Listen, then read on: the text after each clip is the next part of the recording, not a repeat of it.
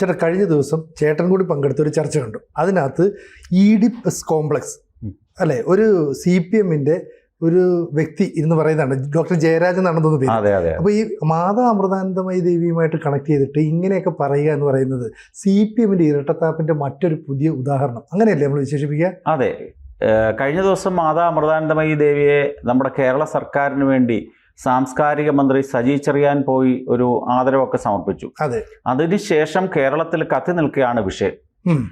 ഇന്നലെ ജനം TV-യുടെ ഒരു ചർച്ചയിലാണ്, ഞാൻ കൂടെ പങ്കെടുത്തൊരു ചർച്ചയിലാണ് ഈ ജയരാജ് ഇത്തരത്തിലുള്ളൊരു വളരെ വലിയ തോന്നിവാസമാണ് പറഞ്ഞത്. ഈഡിപ്പസ് കോംപ്ലക്സ് എന്ന് പറഞ്ഞാൽ ഒരു മാനസികമായിട്ടുള്ള ഒരു ലൈംഗികമായിട്ടുള്ളൊരു ചിന്താഗതി, പ്രത്യേകിച്ച് കുട്ടികളോടൊക്കെ തോന്നുന്ന അല്ലെ കുട്ടികൾക്ക് തോന്നുന്ന ഒരവസ്ഥയാണ് ഈഡിപ്പസ് കോംപ്ലക്സ്, ഇലക്ട്ര കോംപ്ലക്സ് എന്നൊക്കെ പറഞ്ഞ് ചില ഗ്രീക്ക് സങ്കല്പങ്ങളുമായി ബന്ധപ്പെടുത്തിക്കൊണ്ടാണ്. സ്വന്തം അച്ഛനെ കൊന്നതിന് ശേഷം അമ്മയെ കല്യാണം കഴിച്ച ഈഡിപ്പസ് എന്നൊക്കെ പറഞ്ഞ കഥാപാത്രമുണ്ട്. ദി ഇന്റർപ്രിട്ടേഷൻ ഓഫ് ഡ്രീംസ് എന്ന് പറഞ്ഞ ഫ്രോയിഡിന്റെ ഗ്രന്ഥമുണ്ട്. ആ ഗ്രന്ഥത്തിലൊക്കെയാണ് ഇതിനെപ്പറ്റി കൃത്യമായിട്ടുള്ള വിശദീകരണം വന്നിരിക്കുന്നത്. അതുമായി ബന്ധപ്പെടുത്തിക്കൊണ്ട് യാതൊരുവിധമായ ഔചിത്യവും ഇല്ലാതെയാണ് ഈ ഡോക്ടർ B ജയരാജ് എന്ന് പറഞ്ഞ ഇടതുപക്ഷ നിരീക്ഷകൻ സൂചിപ്പിച്ചത്. ഇത് ആർക്കാണെന്നുള്ളതാണ് പ്രശ്നം. അമ്മയെ കാണാൻ പോയ സജി ചെറിയാനാണോ ഈഡിപ്പസ് കോംപ്ലക്സ് ഉള്ളത്, അതോ അമ്മയ്ക്കാണോ ഈഡിപ്പസ് കോംപ്ലക്സ് ഉള്ളത് എന്നുവെച്ചാൽ വളരെ മ്ലേച്ഛമായൊരു പദമാണ്, യാതൊരു ഔചിത്യവും ഇല്ലാതെ പ്രയോഗിച്ചത്. നമ്മൾ ശ്രദ്ധിക്കുക, ഈ അമൃതാനന്ദമയി എന്ന് പറയുന്ന ദേവിയെ എല്ലാ കാലത്തും വിമർശിക്കുകയും അവരെ അപകീർത്തിപ്പെടുത്താനും ശ്രമിച്ചിട്ടുള്ള ഒരു പാർട്ടിയാണ് കോൺഗ്രസ്. പോലും അപ്രകാരമുള്ള നിലപാടുകളൊന്നും വലുതായിട്ട് എടുത്തിട്ടില്ല. പക്ഷെ CPM എല്ലാ കാലത്തും ഈ ഒരു നയമാണ്. അതിൻ്റെ മറ്റൊരു പതിപ്പ് ഇന്നലെ കണ്ടിരുന്നു. കണ്ണൂരിലെ സഖാവായ P ജയരാജൻ്റെ മോൻ ജിതിൻ രാജ് അദ്ദേഹത്തിൻ്റെ ഫേസ്ബുക്ക് പേജിൽ ഈ സജി ചെറിയാന് ഈ അമൃതാനന്ദമയി ദേവിയെ സന്ദർശിച്ച് സംസ്ഥാന സർക്കാരിൻ്റെ ഉപഹാരം കൈമാറുന്ന ഫോട്ടോ ഇട്ടിട്ട് വലിയ ഒരുക്കമൊന്നും വേണ്ട, ഇത് കടപ്പുറം സുധാമണിയാണ്. വളരെ നിന്ദ്യവും നീചവുമായിട്ടാണ് ഈ പാർട്ടിയുടെ പ്രവർത്തകർ. എന്ന് വെച്ചാൽ ഇവരെ സംബന്ധിച്ചിടത്തോളം വോട്ട് കിട്ടാൻ വേണ്ടി പൂമാല കൊടുക്കും, അവരുടെ ഒരു നയമാണ്. അല്ലാത്ത സമയത്ത് അവരുടെ രാഷ്ട്രീയം അനുസരിച്ച് ഇവർ കല്ലെറിയും. ഇതാണ് CPM-നെ സംബന്ധിച്ചിടത്തോളം അമൃതാനന്ദമയിയുമായി ബന്ധപ്പെടുത്തി പറയുമ്പോഴും അല്ലാത്ത പല സമാന സാഹചര്യങ്ങളും നമ്മൾ ചിന്തിക്കേണ്ടതുണ്ട്. ഇവരൊരിക്കലും ദൈവവിശ്വാസികളൊന്നും അല്ല എന്ന് നടിക്കുകയാണ്. പക്ഷേ ഇവരിലെ മഹാഭൂരിപക്ഷവും ദൈവവിശ്വാസികളാണ്. പുറത്തു പറയത്തില്ല. അതാണ്. നമ്മൾ ആരെ വേണമെങ്കിലും എടുത്തു നോക്കൂ. കേരളം കണ്ടിട്ടുള്ളതിൽ ഏറ്റവും വലിയ കമ്മ്യൂണിസ്റ്റായ സ്ത്രീയായിരുന്നു KR Gouriamma. KR Gouriamma 1957 EMS മന്ത്രിസഭയുടെ കാലത്ത് ദേവസ്വം മന്ത്രിയായിട്ടിരിക്കുന്ന കാലത്താണ് TV തോമസിനെ വിവാഹം കഴിക്കുന്നത്. അവർക്കന്ന് ദൈവവും ഇല്ല, ഒന്നുമില്ല. പക്ഷേ കാലം മാറി പതുക്കെ അവർ അവസാനമായപ്പോഴേക്കും ഏറ്റവും വലിയ കൃഷ്ണഭക്തിയായിട്ട് മാറുന്ന കാഴ്ച നമ്മൾ കണ്ടു. അതിൻ്റെ മറ്റൊരു തെളിവാണ് 2001 ഗൗരിയമ്മയുടെ 83ാം പിറന്നാൾ ആഘോഷിച്ച ദിവസം ഇവരെ അമ്പലപ്പുഴ ശ്രീകൃഷ്ണന്റെ നടയിൽ തുലാഭാരം നടത്തിയിട്ടുണ്ട്. അത് ശരി. അത് നിസ്സാരമല്ല. ഇതേപോലെ തന്നെയാണ് നമ്മൾ കമ്മ്യൂണിസ്റ്റ് പ്രസ്ഥാനവുമായി ബന്ധപ്പെട്ട പല സൈദ്ധാന്തികരെ എടുത്തു നോക്കിക്കോളൂ. ആരെ വേണമെങ്കിലും ഇപ്രകാരം നമുക്ക് കാണാൻ സാധിക്കും. 2-3 പേരുടെ പേരുകൾ നമ്മൾ പറയാം. ഫിലിപ്പം പ്രസാദ് കമ്മ്യൂണിസം അല്ലെങ്കിൽ ഇടതുപക്ഷം അല്ലെങ്കിൽ നക്സലിസത്തിന്റെ വലിയ ആളായിരുന്നല്ലോ അദ്ദേഹം. അദ്ദേഹം അവസാനം എവിടെ എത്തിച്ചേർന്നത്? ദൈവവിശ്വാസിയായി. ഈ കമ്മ്യൂണിസ്റ്റ് സങ്കല്പം അനുസരിച്ച് ഈ അമൃതാനന്ദമയി ദേവിയേക്കാൾ ഏറ്റവും വലിയ ആൾ ദൈവമെന്ന് അവർ മുദ്ര കുത്തിയിട്ടുള്ള സായിബാബയുടെ ഏറ്റവും വലിയ ഭക്തനായിട്ട് മാറുകയായിരുന്നു ഫിലിപ്പം പ്രസാദ്. തിരിച്ചറിവുകളാണ്. ഇതേപോലെ തന്നെയാണ് G സുധാകരനെ തന്നെ നമ്മളൊന്ന് എടുത്തു നോക്കൂ. G സുധാകരൻ എല്ലാ കാലത്തും ഹൈന്ദവമായിട്ടുള്ള ബിംബങ്ങളെയൊക്കെ കുറ്റം പറയുകയും തെറി വിളിക്കുകയും മ്ലേച്ഛമായി സംസാരിക്കുകയും ചെയ്യുന്ന ഒരു വ്യക്തിത്വമാണ് ശ്രീ G സുധാകരൻ. തന്ത്രിയെ പറ്റിയൊക്കെ എന്തൊക്കെ മോശമായിട്ട് പറഞ്ഞു. പക്ഷെ അടുത്ത കാലത്ത് അദ്ദേഹം എന്താണ്, കർക്കിടകമായാൽ രാമായണം മാത്രമേ അദ്ദേഹത്തിന് ഒറ്റ ശരണമുള്ളൂ.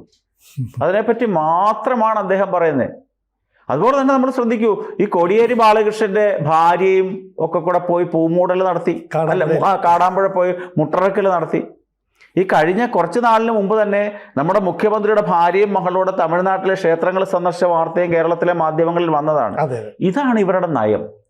ഇത് നമ്മൾ ഈ KR ഗൗരിയമ്മയെ പറ്റി പറയുമ്പോൾ ഇവർക്ക് ചില ക്രൈസ്തവമായ കാര്യങ്ങളിൽ ഇക്കാര്യത്തിലൊക്കെ ചില ഇരട്ടത്താപ്പുണ്ട്. അതിനുദാഹരണം 57 EMSന്റെ മന്ത്രിസഭയിലെ KR ഗൗരിയമ്മയോടൊപ്പം ഉണ്ടായിരുന്നൊരു മന്ത്രിയായിരുന്നല്ലോ ജോസഫ് M മുണ്ടശ്ശേരി. കേരളത്തിലെ വിദ്യാഭ്യാസ പരിഷ്കാരമൊക്കെ കൊണ്ടുവന്നു എന്ന് അവകാശപ്പെടുന്ന വ്യക്തിയാണ്. അദ്ദേഹം വലിയൊരു കമ്മ്യൂണിസ്റ്റുകാരനായിരുന്നല്ലോ. ആ കമ്മ്യൂണിസ്റ്റുകാരനായിട്ടുള്ള ജോസഫ് മുണ്ടശ്ശേരി മരിച്ചപ്പോൾ അദ്ദേഹത്തിന്റെ മൃതദേഹം എവിടെ അടക്കിയത്? വലിയ ചുടുകാട്ടിലോ പുന്നപ്പുറയിലോ ഒന്നും അല്ല, അല്ല, തെമ്മാടിക്കുഴിയിലുമല്ല, തൃശ്ശൂരിലെ ലൂർദ് പള്ളിയിൽ കത്തോലിക്ക സഭയുടെ വിശ്വാസം അനുസരിച്ചായിരുന്നു അദ്ദേഹത്തിന് അടക്കിയത്. അപ്പൊ എല്ലാരും വിചാരിച്ചെടുത്ത് നടന്നില്ല. അതാണ് സംഭവം. ലൂർദ് പള്ളിയിൽ നമുക്കറിയാവില്ല, ലൂർദ് പള്ളിയിൽ ചിട്ടിക്കമ്പനി മുതലാളിമാരുടെയും ജ്വല്ലറി മുതലാളിമാരുടെയും ഒക്കെ കല്ലറകൾക്ക് ഇടയ്ക്ക് തന്നെയാണ് ഇദ്ദേഹത്തിൻ്റെയും കല്ലറയുടെ സ്ഥാനം. നിസ്സാരമല്ല. ഞാൻ പറഞ്ഞു വന്നത്, അമൃതാനന്ദമയി ദേവിയെ മോശമാക്കാനുള്ള പ്രവണത എല്ലാ കാലത്തും ഉണ്ട്. CPM-ന് ചില തന്ത്രങ്ങളുണ്ട്. എന്താണെന്നറിയാമോ? നമുക്കറിയാം, ഈ ജോൺ ബ്രിട്ടാസ് ഒരു മാധ്യമ പ്രവർത്തകനാണ്. അദ്ദേഹമാണല്ലോ ഈ അമൃതാനന്ദമയി ദേവിയുടെ പറ്റിയുള്ള ഒരു ജീവചരിത്രം എഴുതിയ ഗെയിൽ ട്രേഡ്വെൽ എന്ന് പറഞ്ഞ സ്ത്രീയുണ്ട്. വിദേശിയാണ്, അമേരിക്ക, ന്യൂയോർക്കാണ്. അവരുടെ ഹോളി ഹെൽ എന്ന് പറഞ്ഞൊരു പുസ്തകമുണ്ട്. ആ പുസ്തകത്തിലാണ് അമൃതാനന്ദമയി ദേവിയെ വളരെ മോശമായി ചിത്രീകരിച്ചുകൊണ്ടാണ് അവർ ആ പുസ്തകം എഴുതിയിട്ടുള്ളത്. ഹോളി ഹെൽ എന്നാണ് ആ പുസ്തകത്തിൻ്റെ പേര്. ഗെയിൽ ട്രേഡ്വെൽ എന്നാണ് ആ സ്ത്രീയുടെ പേര്. അവരെ ഇൻ്റർവ്യൂ ചെയ്യാൻ വേണ്ടി ഇപ്പോഴും ക്ലച്ച് പിടിക്കാത്ത കൈരളി TV പൈസ മുടക്കിയിട്ട് ഈ ബ്രിട്ടാസിനെ ന്യൂയോർക്കിലേക്ക് അയച്ച് ഇൻ്റർവ്യൂ എടുത്ത് വരികയായിരുന്നു. അന്ന് CPM-ന് 2014 കാലയളവിലാണിത്. അന്ന് CPM-ന്റെ സംസ്ഥാന സെക്രട്ടറി എന്ന് പറയുന്നത് പിണറായി വിജയനാണ്. ഈ ഇൻ്റർവ്യൂവിൻ്റെ ആദ്യ ഭാഗം സംപ്രേഷണം ചെയ്ത് കഴിഞ്ഞ സമയത്ത് കൽപ്പറ്റയിൽ നടന്നൊരു യോഗത്തിൽ ഈ ഇന്നത്തെ മുഖ്യമന്ത്രി പിണറായി വിജയൻ എത്ര ഹീനമായിട്ടാണെന്നറിയോ അമൃതാനന്ദമയി ദേവിയെ മോശമായിട്ട് പറഞ്ഞത്. അന്വേഷിക്കണം, സാമ്പത്തിക സ്രോതസ്സുകൾ അന്വേഷിക്കണം, അവിടുത്തെ ലൈംഗികപരമായിട്ടുള്ള പീഡനങ്ങളെപ്പറ്റി അന്വേഷണം നടത്തണം തുടങ്ങിയ കാര്യങ്ങളൊക്കെ അന്ന് പാർട്ടി സെക്രട്ടറി ആയിരുന്ന പിണറായി പറഞ്ഞു. പക്ഷേ അദ്ദേഹം കഴിഞ്ഞ 10-11 വർഷക്കാലമായിട്ട് ഈ അധികാരത്തിലിരിക്കുകയാണ്. എന്തുകൊണ്ട് അന്വേഷിക്കുന്നില്ല? ഇപ്രകാരമൊക്കെയുള്ള പ്രശ്നമുണ്ടെങ്കിൽ അധികാരവും പോലീസും കയ്യിലുണ്ട്, അന്വേഷിക്കണം. ഈ ഗെയിൽ ട്രേഡ്വെല്ലിനെ ഇൻ്റർവ്യൂ ചെയ്തതിൻ്റെ പിറകിലൊരു തന്ത്രമുണ്ട്. എന്താണെന്നറിയോ? ഈ ജോൺ ബ്രിട്ടാസ് ഇൻ്റർവ്യൂ ചെയ്ത പ്രശസ്തരായ ചില വ്യക്തികളുണ്ട്. ഒന്ന് ഫാരിസ് അബൂബക്കർ കളങ്കിത വ്യക്തിത്വമാണെന്ന് നമ്മുടെ അച്യുതാനന്ദൻ പറഞ്ഞ വ്യക്തിയാണ്. അതുപോലെ തന്നെ ഈ സാന്റിയാഗോ മാർട്ടിൻ, ചിട്ടി രാജാവ് എന്ന് പറഞ്ഞു, ലോട്ടറി രാജാവ് എന്ന് പറഞ്ഞ് ഈ 2 പേര്, പിന്നെ അമൃതാനന്ദമയി, ഈ 3 പേരെ ഇൻ്റർവ്യൂ ചെയ്ത് നോക്കൂ. എന്തിനാണെന്ന് നമ്മൾ ശ്രദ്ധിക്കുകയാണെങ്കിൽ ബ്ലാക്ക് മെയിലിങ്ങിൻ്റെ ഭാഗമായിട്ടാണ് ഈ 3 ഇൻ്റർവ്യൂ നടന്നത്. അതെ. ഒന്നാമത്തെ സാന്റിയാഗോ മാർട്ടിൻ കോടിക്കണക്കിന് രൂപയാണ് ദേശാഭിമാനിക്ക് വേണ്ടി പിന്നീട് മുടക്കിയത് ഈ ഇൻ്റർവ്യൂവിന് ശേഷം. EP ജയരാജനെ അന്ന് പാർട്ടിയിൽ നിന്നൊക്കെ തരം താഴ്ത്തുകയോ എന്തൊക്കെയോ ചെയ്ത ഒരു സംഭവം ഉണ്ടായിട്ടുണ്ട്. അതുപോലെ തന്നെ ഹാരിസ് അബൂബക്കർ വളരെ വലിയ കളങ്കിത വ്യക്തിത്വമാണെന്ന് അച്യുതാനന്ദൻ ഉൾപ്പെടെയുള്ള പറഞ്ഞവര്. ഇന്ന് പിണറായിയുടെ അടുക്കളയിൽ പോലും കയറാൻ സ്വാതന്ത്ര്യമുള്ള ഒരു വ്യക്തിയാണ്. എന്ന് വെച്ചാൽ ആ ഇൻ്റർവ്യൂവിൽ കൂടി, ഈ 2 ഇൻ്റർവ്യൂവിൽ കൂടി അവരെ 2 പേരെയും ബ്ലാക്ക് മെയിൽ ചെയ്ത് പാർട്ടിക്ക് പണം ഉണ്ടാക്കാനുള്ള കാര്യങ്ങൾ സോഴ്സ് കണ്ടെത്തി. പക്ഷെ അമ്മ അതിൽ വീണില്ല. ഈ ലക്ഷ്യമായിരുന്നു തീർച്ചയായിട്ടും. ഈ ഇൻ്റർവ്യൂവിൻ്റെ പിറകിൽ അമൃതാനന്ദമയി മഠത്തിനെ ഇതുപയോഗിച്ച് ഭീഷണിപ്പെടുത്തിക്കൊണ്ട് ഏതെങ്കിലുമൊക്കെ നേട്ടങ്ങൾ ഉണ്ടാക്കുക എന്നുള്ളത് തന്നെയായിരുന്നു ജോൺ ബ്രിട്ടാസിൻ്റെ കുടില ബുദ്ധിയിലുണ്ടായ ഇൻ്റർവ്യൂ. ഈ 3 ഇൻ്റർവ്യൂ ശ്രദ്ധിച്ച് നോക്കുക. 2 പേര് വീണുപോയി, ഒരാൾ വീണിട്ടില്ല. പക്ഷേ വീഴും എന്ന് കാത്തിരുന്ന് ഈ 25 വർഷം കാത്തിരുന്നിവർക്ക് ഐക്യരാഷ്ട്രസഭയിലെ പ്രസംഗത്തിൻ്റെ 25ാം വാർഷികം പ്രമാണിച്ചാണ് സംസ്ഥാന സർക്കാർ പോയി അംഗീകരിച്ചപ്പോൾ നമ്മൾ ശ്രദ്ധിക്കണം, അമ്മയെ അങ്ങോട്ട് കെട്ടിപ്പിടിച്ചല്ല സാധാരണ അടുത്ത് ചെല്ലുന്ന എല്ലാ ഭക്തന്മാരെയും അമ്മയെ ആശ്ലേഷിക്കുകയാണ് ചെയ്യുന്നത്. പക്ഷേ എന്തേ സജി ചെറിയാനെ അങ്ങോട്ടല്ല കെട്ടിപ്പിടിച്ച, സജി ചെറിയാനെ അങ്ങോട്ട് കെട്ടിപ്പിടിക്കായിരുന്നു. അതിനെയാണ് ഈ ജയരാജ് പറഞ്ഞത്, വളരെ ഹീനമായിട്ട് പറഞ്ഞത്.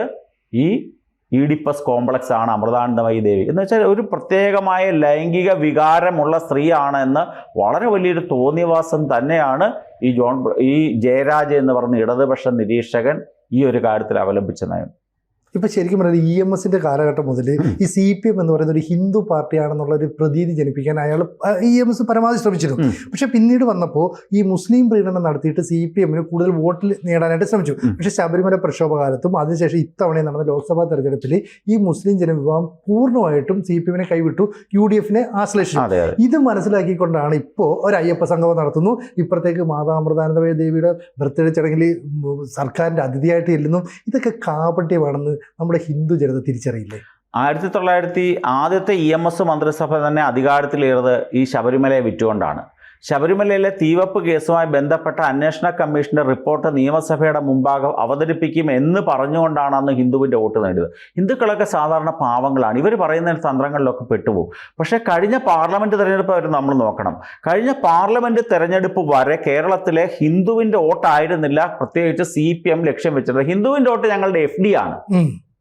ആ FD ഫിക്സഡ് ആയിട്ട് അവിടെ നിൽക്കും. ഇനി ഞങ്ങൾക്ക് കുറച്ചുകൂടെ SBയിൽ നിന്ന് FD ആക്കി മാറ്റണമെന്നും പറഞ്ഞ് കേരളത്തിലെ കോഴിക്കോട് തൊട്ട് കൊല്ലം വരെയുള്ള സർവ്വ കടപ്പുറങ്ങളിലും ഈ മുഖ്യമന്ത്രി ഈ പൗരത്വ നിയമവുമായി ബന്ധപ്പെട്ട് മുസ്ലിങ്ങളുടെ വലിയ വലിയ യോഗങ്ങൾ വിളിച്ചുകൂട്ടി. പക്ഷേ യോഗത്തിന് അവർ വന്നു എന്നുള്ളതല്ലാതെ വോട്ടൊന്നും അവർ കുത്തിയില്ല. അതുകൊണ്ടാണല്ലോ 19 തോറ്റുപോയത്. ഇതിപ്പോൾ ആ തന്ത്രം അവർക്ക് മനസ്സിലായി. ഇനിയും ഇസ്ലാമികളുടെ പൊളിറ്റിക്കൽ ഇസ്ലാമിൻ്റെ വോട്ടൊന്നും ഞങ്ങൾക്ക് കിട്ടില്ല. കാരണം എന്താണ്? അവരുടെ വോട്ട് കോൺഗ്രസിന് പോകണം, കോൺഗ്രസ് അധികാരത്തിൽ വരണം. കേന്ദ്രത്തിൽ കോൺഗ്രസ് അധികാരത്തിൽ വന്നാലേ പോപ്പുലർ ഫ്രണ്ട് ഓഫ് ഇന്ത്യ പോലെയുള്ള പാർട്ടികളുടെ നിരോധനം മാറ്റി ഞങ്ങൾക്കൊരു സ്വാതന്ത്ര്യം കിട്ടുകയുള്ളൂ എന്ന് ഇവിടുത്തെ മുസ്ലിങ്ങൾ വിചാരിക്കുന്നു. അതുകൊണ്ട് ഇനിയും ഇവരൊന്നും കേരളത്തിലെ കമ്മ്യൂണിസ്റ്റ് പ്രസ്ഥാനത്തിനൊന്നും വോട്ട് ചെയ്യത്തില്ല, അവർ കോൺഗ്രസിനെ ചെയ്യുമെന്ന് തിരിച്ചറിഞ്ഞു. ഇനിയും ഇവർ ആത്യന്തികമായി ലക്ഷ്യം വെക്കുന്ന കേരളത്തിലെ ഹിന്ദുവിനെയാണ്. അതിൻ്റെ ശ്രമമാണ് പമ്പയിലെ അയ്യപ്പ സംഗമോ, പമ്പ, പെരുന്ന, പന്തളം, ഈ കണിച്ചുകുളങ്ങര വഴി അമൃതാനന്ദമയി മഠത്തിലേക്ക് എത്തിച്ചിരിക്കുന്ന ആ ബസ് റൂട്ട് സർവീസ് നമ്മൾ വളരെ കൃത്യമാണ്. ആ റൂട്ടിൽ കൂടാണ് ഇന്ന് മുഖ്യമന്ത്രി ഈ കേരളത്തിലെ വണ്ടി ഓടിച്ചുകൊണ്ടിരിക്കുന്നത്. ഇത്രയും സ്ഥലങ്ങളിലെ ആളിനെ ബസ്സിൽ കയറ്റിയിട്ട് വോട്ടാക്കി മാറ്റുക എന്നുള്ള തന്ത്രമാണ്. ഹിന്ദുവിനെ ഇനി പറ്റിക്കാനൊന്നും നടക്കില്ല. ഹിന്ദു ഇതൊക്കെ തിരിച്ചറിഞ്ഞു. കേരളത്തിലെ സാംസ്കാരിക കേരളമാണെന്ന് അവർ തന്നെ പറയുന്നു. ബുദ്ധിയുള്ള ചെറുപ്പക്കാരാണെന്ന് കേരളത്തിലുള്ളത്. ഇതൊക്കെ തന്ത്രത്തിൻ്റെ ഭാഗമാണെന്ന് മനസ്സിലാക്കി. അതാണ്. പക്ഷേ ഇവരെ സംബന്ധിച്ച് നമ്മൾ ശ്രദ്ധിക്കേണ്ടത്, ഇവരുടെ വാക്കും പ്രവൃത്തിയും തമ്മിൽ ഒരു കാലത്തും ബന്ധമില്ല എന്ന് എല്ലാവർക്കും അറിയാവുന്ന കാര്യം തന്നെയാണ്. അതുതന്നെയാണ് ഇവരുടെ ഉള്ളിലുള്ള ചിലപ്പോൾ പുറത്ത് ചാടും. ആ പുറത്ത് ചാടിയതാണ് ജയരാജൻ ഇന്നലെ പറഞ്ഞതും P. ജയരാജൻ്റെ മോൻ പറഞ്ഞതും. ഇവരെ സംബന്ധിച്ചിടത്തോളം CPMൻ്റെ അന്തകരായിട്ട് മാറുന്ന ജയരാജൻ എന്ന് പേരുള്ളവരായിരിക്കും. ജയരാജ്, നമ്മൾ ഏത് ജയരാജ് എടുത്ത് നോക്കൂ, എല്ലാ ജയരാജന്മാരും CPMൻ്റെ അന്തകരായി മാറുക. അല്ലെങ്കിൽ ഈ ജയരാജ് ഇന്നലെ പറയുമോ, ഈ അമ്മയ്ക്ക് 72ാം പിറന്നാൾ ആഘോഷിച്ച ആ ദിവസം തെരഞ്ഞെടുത്തുകൊണ്ടാണ് P. ജയരാജൻ്റെ മോനും ഈ ഡോക്ടർ ജയരാജും അമ്മയെ വളരെ മോശമായിട്ട് പറഞ്ഞിരിക്കുന്നത്. ഇത്രയും ഹീനമായൊരു വാക്കും പ്രയോഗങ്ങളൊന്നും ആരും നടത്തിയിട്ടില്ല. എല്ലാ കാലത്തും ഇവരെ അമൃതാനന്ദമയി ആശ്രമത്തിനെ തകർക്കാനുള്ള ആസൂത്രണ ശ്രമം. ഇപ്പോൾ വോട്ട് കിട്ടണം, വോട്ട് കിട്ടാൻ വേണ്ടി തന്നെയാണ് പോയത്. അപ്പോൾ പിണറായി വിജയൻ പറഞ്ഞിട്ടായിരിക്കില്ലേ സജി ചെറിയാൻ എന്ന് പറയുന്ന മന്ത്രി അവിടെ, എന്നിട്ടും CPMനുള്ളിൽ നിന്ന് ഇങ്ങനെ ഒരു മോശമായ പ്രവണത ഉണ്ടാകുന്നു, ഇത്തരത്തിലുള്ള ഈഡിപ്പസ് കോംപ്ലക്സ് എന്ന് പറയുന്ന വാക്കുകൾ ഉപയോഗിക്കുന്നു. ഇതൊക്കെ തന്നെ പാർട്ടിക്കുള്ളിലുള്ള ഐക്യമില്ലായ്മ, അത് ജനങ്ങളുടെ മുമ്പിൽ തുറന്നു. അതെ, ഞാൻ പറയട്ടെ, ഈ പാർട്ടിയുടെ നയമാണോ അതോ മുഖ്യമന്ത്രിയുടെ നയമാണോ ഈ സജി ചെറിയാൻ അമ്മയെ കണ്ടതെന്നുള്ളതാണ് പ്രധാന ചോദ്യം. പാർട്ടിയുടെ നയമാണ് എന്നുണ്ടെങ്കിൽ ഈ P. ജയരാജൻ്റെ മോൻ ഏതായാലും ഒരു പാർട്ടി അംഗമായിരിക്കും, അയാൾക്കെതിരെ നടപടിയെടുക്കണം. അതെ, അമ്മയെ മോശമാക്കിയതിന്.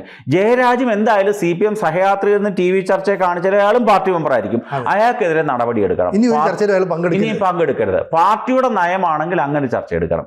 അല്ല, സർക്കാരിൻ്റെ നയമാണ് എന്നുണ്ടെങ്കിൽ അവരതിന് പുറകെ പൊക്കോട്ടെ. സർക്കാരിൻ്റെ നയമായിരിക്കണം ഇത്തരത്തിലുള്ള ഈ ഹിന്ദു മതസ്ഥാപനങ്ങളെ പ്രോത്സാഹിപ്പിക്കുന്ന ഞങ്ങളുടെ നയം ആണിനി, ഞങ്ങൾ അതിനുവേണ്ടി ശ്രമിക്കുമെന്ന് അവർ പൊതുസമൂഹത്തിനോട് പറയട്ടെന്ന്. അല്ല, ചേട്ടൻ തന്നെ ഉൾപ്പെടെ ആ ചർച്ചയിൽ പങ്കെടുത്താണ്. എങ്ങനെയാണ് ആ പുള്ളി പിന്നീട് അതിനെ ന്യായീകരിക്കുന്നത്? ഈ പറഞ്ഞ അഡ്മിറ്റ് ചെയ്യുന്നു. അദ്ദേഹം പറയുന്നത് ധാരാളം ഗവേഷണ പ്രബന്ധങ്ങൾ മാതാ അമൃതാനന്ദമയുടെ കെട്ടിപ്പിടിക്കലുമായി ബന്ധപ്പെട്ടുണ്ട്. അദ്ദേഹത്തിനോട് ഞാൻ ചോദിച്ചെന്നാൽ കാണിക്കൂ. അതുണ്ട്, വാട്സാപ്പിൽ അയച്ചു തരാവുന്ന. അദ്ദേഹം ഉപയോഗിച്ച ചില വാക്കുകളുമുണ്ട്. ആ സ്ത്രീ എന്ന വാക്കാണ് അദ്ദേഹം ഉപയോഗിച്ചത്. നമ്മൾ നോക്ക്, CPMൻ്റെ ഇരട്ടത്തരവാണ്. ശ്രീമതിയെ ശ്രീമതി ടീച്ചർ എന്ന് വിളിക്കും, അല്ലേ? അതെ. ശശികലയെന്നേ വിളിക്കത്തില്ല, ശശികല ടീച്ചർ എന്ന് വിളിക്കത്തില്ല. ഗോവിന്ദനെ ഗോവിന്ദൻ മാസ്റ്റർ എന്ന് വിളിക്കും, പക്ഷെ സദാനന്ദനെ സദാനന്ദൻ മാസ്റ്റർ എന്ന് വിളിക്കത്തില്ല. ഈ CPMമാർ അങ്ങനെയാണ്, ഒരു ബഹുമാനമില്ല. ബഹുമാനപ്പെട്ട മുഖ്യമന്ത്രി എന്ന് വെച്ചില്ലെങ്കിൽ പ്രശ്നമാണെന്ന് പറയുന്ന മുഖ്യമന്ത്രിയുടെ സ്ഥലത്ത് ആൾക്കാരെ ബഹുമാനിക്കാൻ അറിയത്തില്ല. ജയരാജ് ആ സ്ത്രീ എന്ന വാക്കാണ് പറഞ്ഞത്. എന്നാൽ മാപ്പാപ്പയെ അയാളെന്ന് പറയുമോ? അല്ലെങ്കിൽ പാണക്കാട് തങ്ങളെ അയാളെന്ന് പറയുമോ? CPMമാർ അങ്ങനൊന്നും പറയത്തില്ല. ഉള്ളിൻ്റെ ഉള്ളിൽ കിടക്കുകയാണ് ഈ അമൃതാനന്ദമയോടുള്ള പുച്ഛവും വിരോധവും ഒക്കെ കിടക്കുന്നതാണ് ജയരാജൻ്റെ വായിൽ കൂടെ പുറത്തു ചാടിയെന്നുള്ളതേ ഉള്ളൂ. വളരെ മോശമായൊരു അലിഗേഷനാണ് ഈ ഈഡിപ്പസ് കോംപ്ലക്സ് എന്ന വാക്കിൽ കൂടെ ജയരാജ് മാതാ അമൃതാനന്ദമയുടെ പിറന്നാൾ ദിവസം തന്നെ തെരഞ്ഞെടുത്തത് പറഞ്ഞതും P. ജയരാജൻ്റെ മോൻ പറഞ്ഞതും ഇതിൻ്റെ സമാന സാഹചര്യങ്ങൾ തന്നെയാണ്. കൂടുതൽ വാർത്തകളും വിശേഷങ്ങളും നിങ്ങളിലേക്ക് എത്താൻ ABC മലയാളം സബ്സ്ക്രൈബ് ചെയ്യുക, ബെൽ ബട്ടണും അമർത്തുക.